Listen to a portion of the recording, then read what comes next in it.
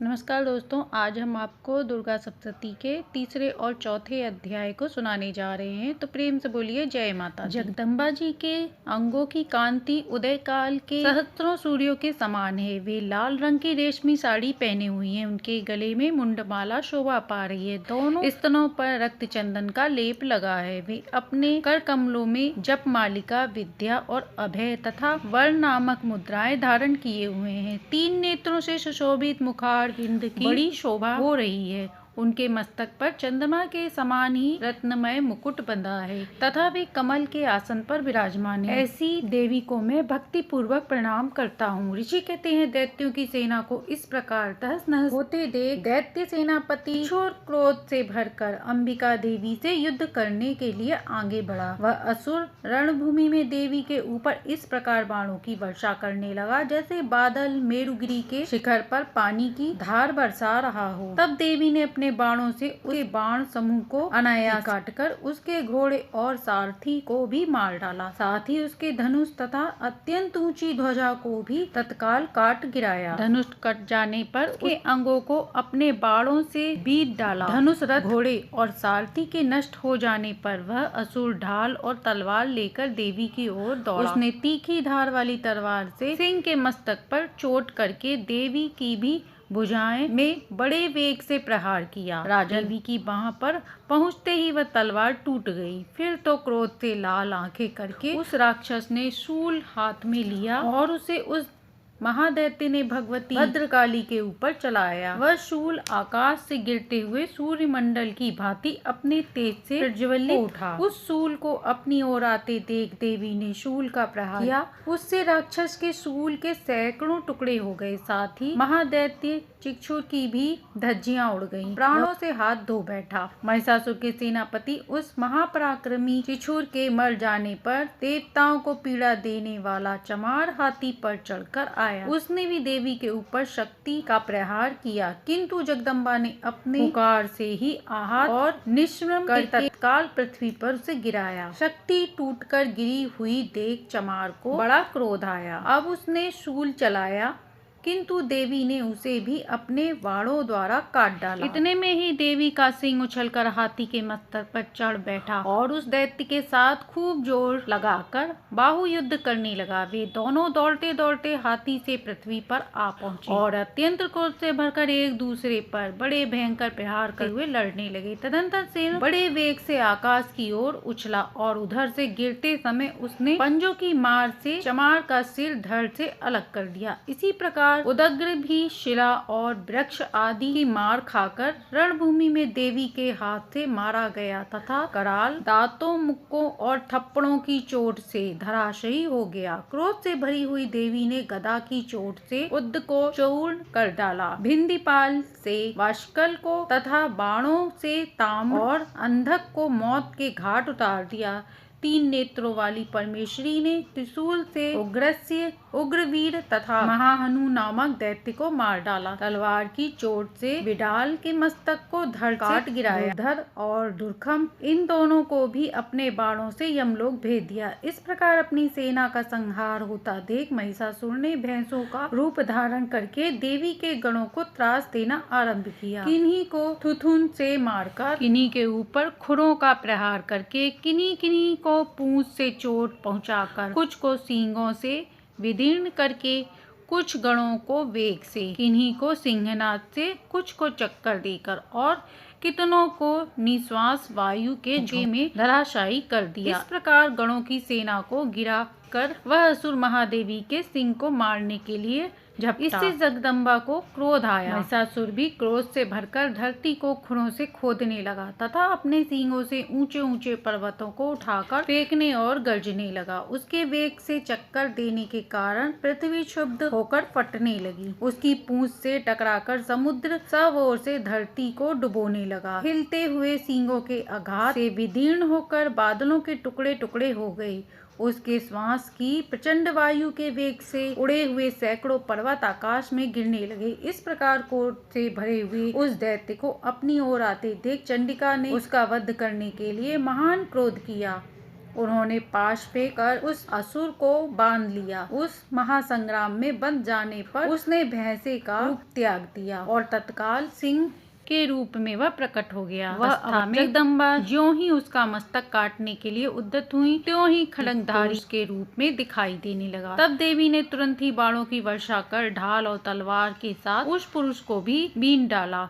इतने में ही वह महान गजराज के रूप में परिणत हो गया तथा अपनी सूंड से देवी के विशाल सिंह को खींचने और गर्जने लगा। खींचते समय देवी ने तलवार से उसकी सूंड काट डाली। तब उस दैत्य ने पुनः भैंसे का शरीर धारण कर लिया और पहले की भांति चराचर प्राणियों सहित तीनों लोगों को व्याकुल करने लगा। तब क्रोध से भरी हुई जगदम्बा चंडिका बार बार उत्तम मधु का पान करने और लाल आंखें करके हंसने लगी। उधर वह बल और पराक्रम के मद से उन्मत्त हुए राक्षस गर्जने लगा और उसने सींगों से चंडी के ऊपर पर्वतों को फेंकने लगा। उस समय देवी अपने बाणों के समूह से उसके फेंके हुए पर्वतों को चूर्ण करती हुई बोली। बोलते समय उनका मुख मधु के मद में लाल हो रहा था और बाणी लड़खड़ा रही। देवी ने कहा, अरे मूढ़, मैं जब तक मधु पीती हूँ तब तक क्षण भर के लिए खूब गरज। मेरे हाथ से यही तेरी मृत्यु हो जाने पर अब शीघ्र ही देवता भी गर्जन करेंगे। ऋषि कहते हैं, यों कहकर देवी उछली और उस दैत्य के ऊपर चढ़ गई। फिर अपने पैर से उसे दबाकर उन्होंने शूल से उसके कंठ के आघात किया।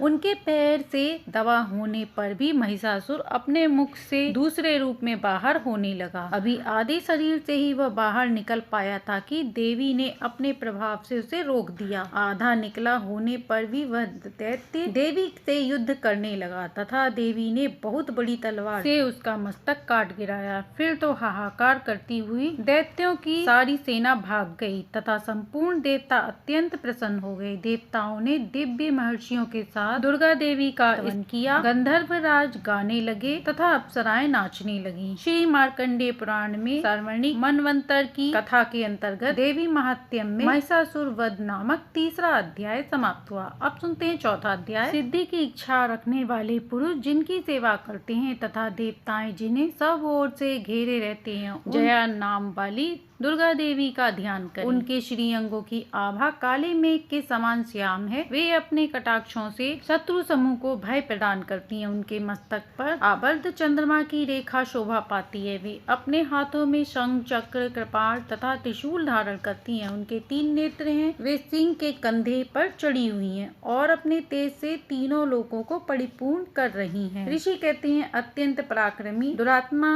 महिषासुर तथा उनकी दैत्य सेना के देवी के हाथ से मारे जाने पर इंद्र आदि देवता प्रणाम के लिए गर्दन तथा कंधे झुकाकर उन भगवती दुर्गा का उत्तम वचनों द्वारा स्तवन करने लगे। उस समय उनके सुंदर अंगों में अत्यंत हर्ष के कारण रोमांच हो आया था। देवता बोले, संपूर्ण देवताओं की शक्ति का समुदाय ही जिनका स्वरूप है तथा जिन देवी ने अपनी शक्ति से संपूर्ण जगत को व्याप्त कर रखा है, समस्त देवताओं और महर्षियों की पूजनीय उन जगदम्बा को हम भक्ति पूर्वक नमस्कार करते हैं। वे हम लोगों का कल्याण करें। जिनके अनुपम प्रभाव और बल का वर्णन करने में भगवान शेषनाग, ब्रह्मा तथा महादेव जी का समर्थ नहीं है, वे भगवती चंडिका संपूर्ण जगत का पालन एवं अशुभ भय का नाश करने का विचार करें। जो पुण्यात्माओं के घरों में स्वयं ही लक्ष्मी रूप में, पापियों के यहाँ दरिद्रता के रूप में, शुद्ध अंतःकरण वाले पुरुषों के हृदय में बुद्धि रूप में, सत्पुरुषों में श्रद्धा रूप में तथा कुलीन मनुष्यों में लज्जा रूप में निवास करती हैं, उन आप भगवती को हम नमस्कार करते हैं। देवी, आप संपूर्ण विश्व का पालन कीजिए। हे देवी, आपके इस अचिंत्य रूप का असुरों का नाश करने वाले भारी पराक्रम का तथा समस्त देवताओं और दैत्यों के समक्ष युद्ध के प्रकट किए हुए आपके अद्भुत चरित्रों का हम प्रकार वर्णन करें। आप संपूर्ण जगत की उत्पत्ति में कारण हैं। आप में सत्वगुण, रजोगुण और तमोगुण ये तीनों गुण मौजूद हैं, तो भी दोषों के साथ आपका संसर्ग नहीं जान पड़ता। भगवान विष्णु और महादेव आदि देवता भी आपका पार नहीं पाते। आप ही सबका आश्रय हैं। ये समस्त जगत आपका अंशभूत है, क्योंकि आप सबकी आदिभूत अव्याकृता परा प्रकृति हैं। हे देवी, संपूर्ण यज्ञों में जिनके उच्चारण से सब देवता तृप्ति लाभ करते हैं, वह स्वहा आप ही हैं। इसके अतिरिक्त आप पितरों की भी तृप्ति का कारक हैं, अतएव सब लोग आपको स्वधा भी कहते हैं। हे देवी, जो मोक्ष की प्राप्ति का साधन है, अचिंत्य महाव्रत स्वरूपा है, समस्त दोषों से रहित जितेंद्रीय तत्व को ही सार वस्तु मानने वाले तथा मोक्ष की अभिलाषा करने वाले मनुजन जिसका अभ्यास करते हैं, वह भगवती पराविद्या आप ही हैं। शब्द रूपा है, अत्यंत निर्मल ऋग्वेद, यजुर्वेद तथा उद्गीत के मनोहर पदों के पाठ से युक्त सामवेद का भी आधार आप ही हैं। आप देवी त्रयी, तीनों वेद और भगवती छहों ऐश्वर्य से युक्त हैं। हे विश्व की उत्पत्ति एवं पालन के लिए आप ही वार्ता, खेती एवं आजीविका के रूप में प्रकट हुई हैं। आप संपूर्ण जगत की ओर घोर पीड़ा का नाश करने वाली हैं। हे देवी, जिससे समस्त शास्त्रों के सार का ज्ञान होता है, वह मेधा शक्ति आप ही हैं। दुर्गम भवसागर से पार उतारने वाली नौका रूप दुर्गा देवी भी आप ही हैं। आपकी कहीं भी आसक्ति नहीं है। कैटभ के शत्रु भगवान विष्णु जी के वक्ष स्थल में एकमात्र निवास करने वाली भगवती लक्ष्मी तथा भगवान चंद्रशेखर द्वारा सम्मानित गौरी देवी भी आप ही हैं। आपका मुख मंद मुस्कान से सुशोभित निर्मल पूर्ण चंद्रमा के बिंब का अनुकरण करने वाला है और उत्तम सुवर्ण की मनोहर कांति से कमनीय है। तो भी उसे देख महिषासुर को क्रोध हुआ और सहसा उसने उस पर प्रहार कर दिया। यह बड़े आश्चर्य की बात है देवी। वही मुख जब क्रोध से युक्त होने पर उदय काल के चंद्रमा की भांति लाल और तनी हुई भौं के कारण विकराल हो था, तब उसे देखकर जो महिषासुर प्राण तुरंत ही नहीं निकल गए, यह उससे भी बढ़कर आश्चर्य की बात है, क्योंकि क्रोध से भरे हुए यमराज देखकर भला कौन जीवित रह सकता है। देवी, आप प्रसन्न हो। परमात्मा स्वरूपा आपके प्रसन्न होने पर जगत का अद्भुत होता है और क्रोध से भर जाने पर आप तत्काल ही कितने कुलों का सर्वनाश कर डालती हैं। यह बात अभी अनुभव में आई है, क्योंकि महिषासुर की विशाल सेना क्षण भर में आपके कोप से नष्ट हो गई। सदा अदिव्य प्रदान करने वाली आप जिन पर प्रसन्न रहती हैं, वे ही देश में सम्मानित हैं। उन्हीं को धन ऐश्वर्य की प्राप्ति होती है, उन्हीं का धर्म कभी शिथिल नहीं होता तथा वे ही अपने हष्ट पुष्ट स्त्री पुत्र और भृत्यों के साथ धन्य माने जाते हैं। देवी, आपकी ही कृपा से पुण्यात्मा पुरुष प्रतिदिन अत्यंत श्रद्धा पूर्वक सदा सब प्रकार के धर्मानुकूल कर्म करता है और उसके प्रभाव से स्वर्गलोक में जाता है। इसलिए आप तीनों लोकों में निश्चय ही मनोवांछित फल देने वाली हैं। माँ दुर्गे, आप स्मरण करने पर सब प्राणियों का भय हर लेती हैं और स्वस्थ पुरुषों द्वारा चिंतन करने पर उन्हें परम कल्याणमयी बुद्धि प्रदान करती हैं। दुख दरिद्रता और भय हरने वाली देवी, आपके सिवा दूसरी कौन है जिनका चित्त सबका उपकार करने के लिए सदा ही दर्याद रहता हो। देवी, इन राक्षसों के मरने से संसार को सुख मिलने तथा ये राक्षस चिरकाल तक नरक में रहने के लिए भले ही पाप करते रहे हों, इस समय संग्राम में मृत्यु को प्राप्त होकर स्वर्गलोक में जाएं। निश्चय ही यही सोचकर आप शत्रुओं का वध करती हैं। आप शत्रुओं पर शस्त्रों का प्रहार क्यों करती हैं? समस्त असुरों को दृष्टिपात मात्र से ही भस्म क्यों नहीं कर दी? इसमें एक रहस्य, शत्रु भी हमारे शास्त्रों से पवित्र होकर उत्तम लोकों में जाएं, इस प्रकार उनके प्रति भी उनका विचार अत्यंत उत्तम रहता है। खड्ग के तेज पुंज की भयंकर तप्ति से तथा आपके त्रिशूल के अग्रभाग की घनीभूत प्रभाग से सौंधियाकर जो असुरों की आंखें फूट नहीं गयी, उसमें कारण यही था कि वे मनोहर रश्मियों से युक्त चंद्रमा के समान आनंद प्रदान करने वाले इस सुंदर मुख का दर्शन करते थे। देवी, आपका शील दुराचारियों के बुरे बर्ताव को दूर करने वाला है, साथ ही यह रूप ऐसा है जो कभी चिंतन में भी नहीं आ सकता और कभी दूसरों से तुलना भी नहीं हो सकता तथा आपका बल और पराक्रम तो उन दैत्यों का भी नाश करने वाला है जो कभी देवताओं के पराक्रम को नष्ट कर चुके थे। इस प्रकार आपने शत्रुओं पर भी अपनी दया ही प्रकट की है। वरदायिनी देवी, आपके इस पराक्रम की किसके साथ तुलना होती है तथा शत्रुओं को भय देने वाला और अत्यंत मनोहर ऐसा रूप भी आपके सिवा और कहाँ। हृदय में कृपा और युद्ध में निष्ठुरता, ये दोनों बातें तीनों लोकों के भीतर केवल आप में ही देखी गई है। माता, आपके शत्रुओं का नाश करके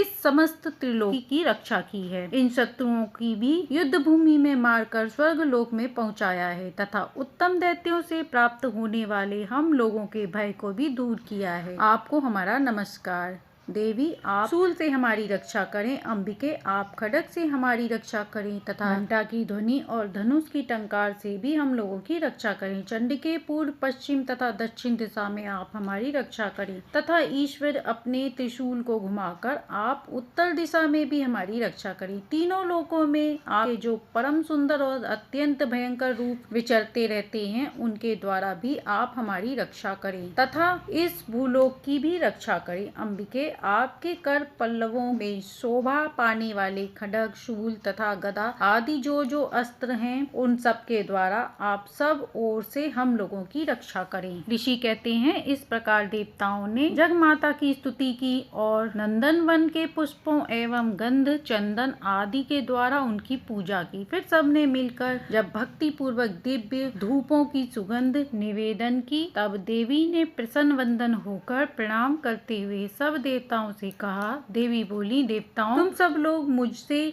जिस वस्तु की अभिलाषा रखते हो उसे मांगो। देवता बोले, भगवती ने हमारी सब इच्छा पूर्ण कर दी, अब कुछ भी बाकी नहीं है, क्योंकि हमारा यह शत्रु महिषासुर मारा गया। महेश्वरी, इतने पर भी यदि आप हमें और वर देना चाहती हैं तो हम सब जब जब आपका स्मरण करें तब तब आप दर्शन देकर हम लोग के महान संकटों को दूर करें तथा हे प्रसन्न मुखी अंबिके, जो मनुष्य इस स्त्रोत द्वारा आपकी स्तुति करे उसे वित्त, समृद्धि, वैभव देने के साथ ही धन और स्त्री आदि संपत्ति को भी बढ़ाने के लिए ही आप सदा हम पर प्रसन्न रहें। ऋषि कहते हैं, राजन, देवताओं ने जब अपने तथा जगत के कल्याण के लिए भद्रकाली देवी को इस प्रकार प्रसन्न किया, तब वे तथास्तु कहकर वहीं अंतर्ध्यान हो गयी। भूपाल, इस प्रकार पूर्व काल में तीनों लोगों का हित चाहने वाली देवी जिस प्रकार देवताओं के शरीर से प्रकट हुई थी, वह सब कथा मैंने तुम्हें सुनाई। अब पुनः देवताओं का उपकार करने वाली वे देवी दैत्य तथा शुंभ निशुंभ का वध करने एवं सब लोगों की रक्षा करने के लिए गौरी देवी के शरीर में जिस प्रकार प्रकट हुई, वह सब प्रसंग मेरे मुख से सुनो। मैं तुमको यथावत उसका वर्णन करता हूँ। इस प्रकार मार्कंडेय पुराण में सार्वजनिक मनवंतर की कथा के अंतर्गत देवी महात्म्य में शुक्रादि स्तुति नामक चौथा अध्याय समाप्त हुआ। कल 5वां अध्याय का श्रवण करेंगे।